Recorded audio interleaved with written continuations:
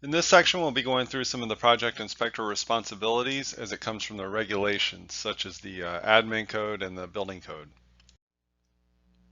The general code provisions can be found in the CBC Chapter 1. So for Division 1, California Administration, the entire division is for a state amendment for state buildings.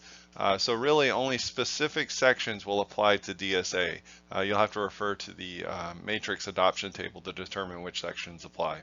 Similarly, for Division 2, for scope and administration, this has the administration regulations, but again, DSA SS only adopts specific sections, so you'll have to refer to the matrix adoption table to know which sections apply.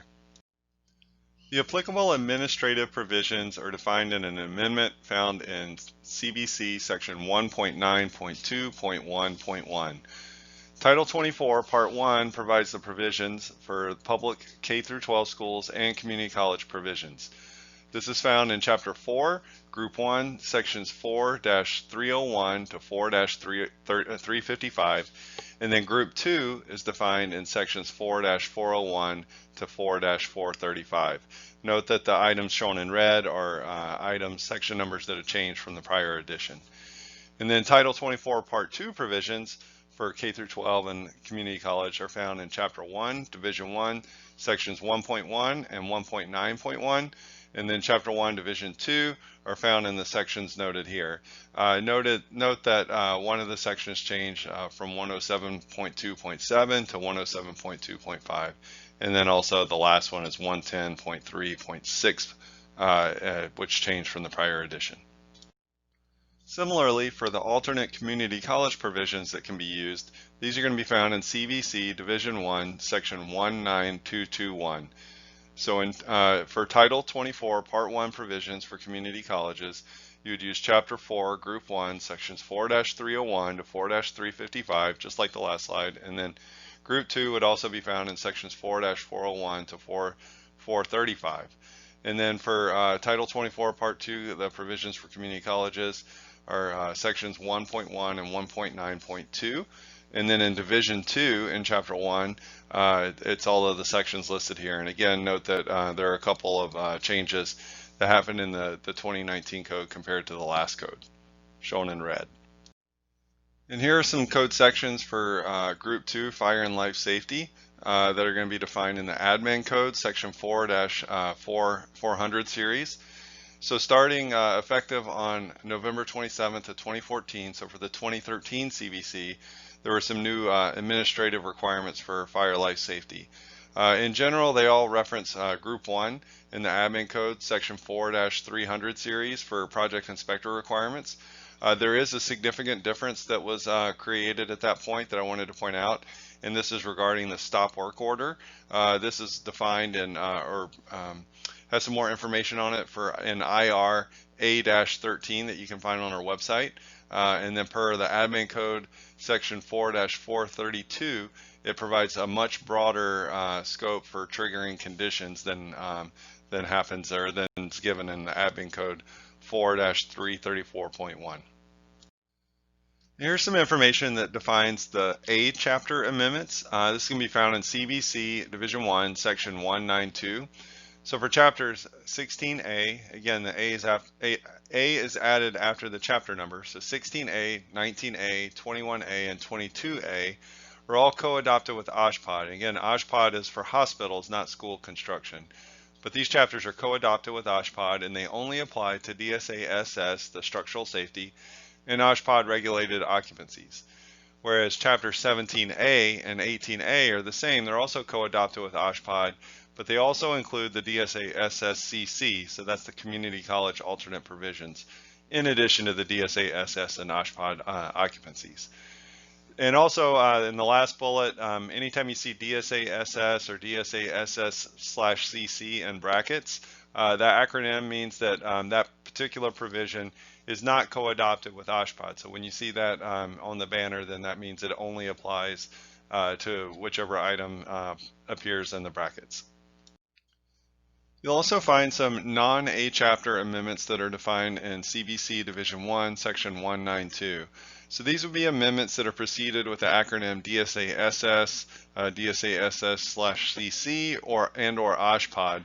And those would can be found in several chapters listed here. So that'd be 14, 15, 16, 19, 20, 21, 22, 23, 24, 25, 26, and then also in 35. So these are important sections to be aware of in CBC Division 2, sections 102.4 and 104.11.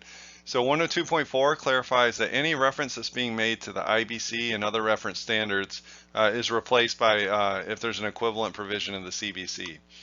And in section 104.11, there's alternate materials and methods. They have to comply with the admin code, section 4-304, as well as ASCE 7, section 1.3. So in the admin code section 4-315, this defines the DSA approved construction documents.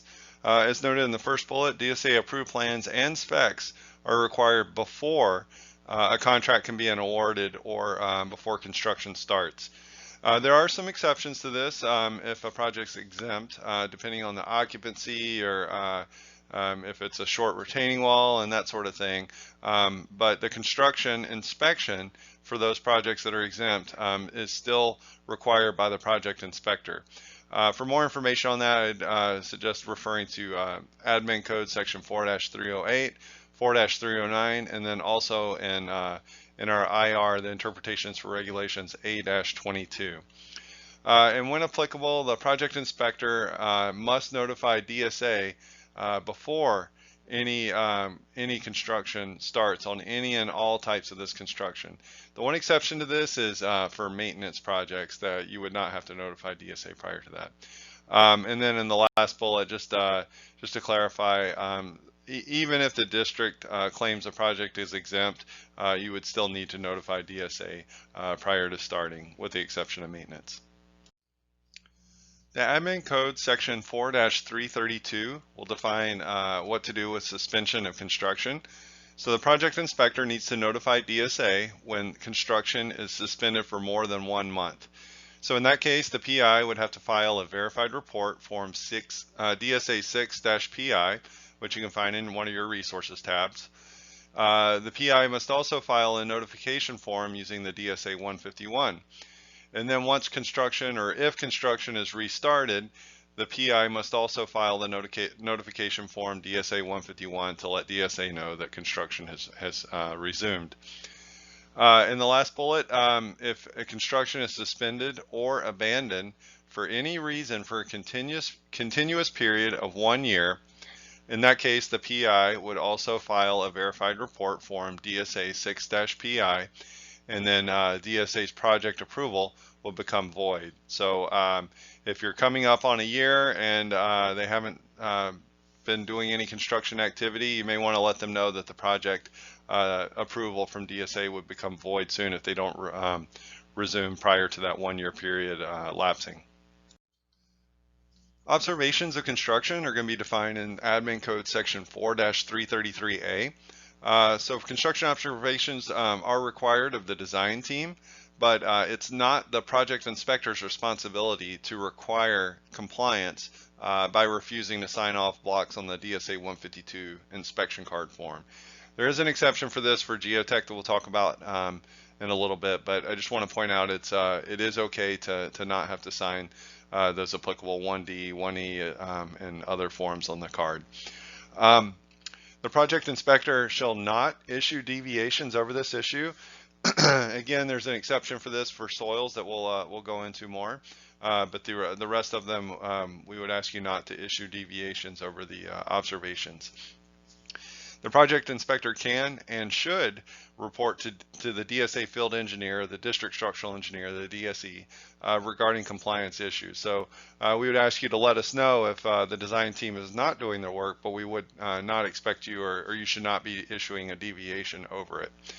And then also the project inspector should record the field engineer, the DSE's visits on their semi-monthly report, the 155, to log when the DSE comes out to the site. So as noted on the previous slide, for observations of construction, there is an exception regarding geotechnical work. So the geotechnical engineer or the qualified representative has to perform all of the testing and special inspection related to the geotechnical aspects of the project. And it is the project inspector's responsibility to require compliance with those aspects by refusing to sign off the inspection card form, the DSA 152. And the main reason for this is because once the work is covered up, the geotechnical items cannot be inspected. So once they pour the concrete, they can't go back and verify a lot of the soil aspects. The exception for this is an exception to the exception, but for deep foundations, the geotech is required to check the grout and concrete volumes. That does not you would not have to refuse to sign off the inspection card form regarding that particular aspect, and that's because the concrete volumes can be verified separately. The project inspector shall issue deviations over this issue, and again, the PI can and should report to the DSE or the DSA field engineer regarding compliance issues with this. This slide covers small or fast project scenarios. This is addressed in a DSA policy. It's PL 14-01.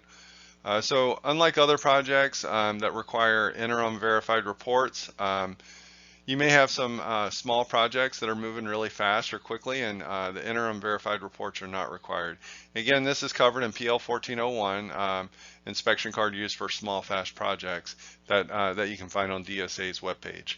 So the basis being it's not reasonable to stop work if because of the rapidity or the quickness of the schedule, if it would cause short time between the interim and final verified reports, it doesn't really make a whole lot of sense to have to submit these. Multiple work on the blocks and sections, they can occur simultaneously because all of the work is happening so fast. And in the last bullet, or the last main bullet, only the DSA field engineer and their supervisor have the authority to decide and determine when the small fast project scenario can apply. So that means it cannot be determined by the project inspector, the school district, the design professional, the AE, or the contractor. So the project inspector can always make the request for consideration and bring up the issue and raise it with DSA, with the DSE, but really it's DSA is the only one that can decide whether or not this policy can be used.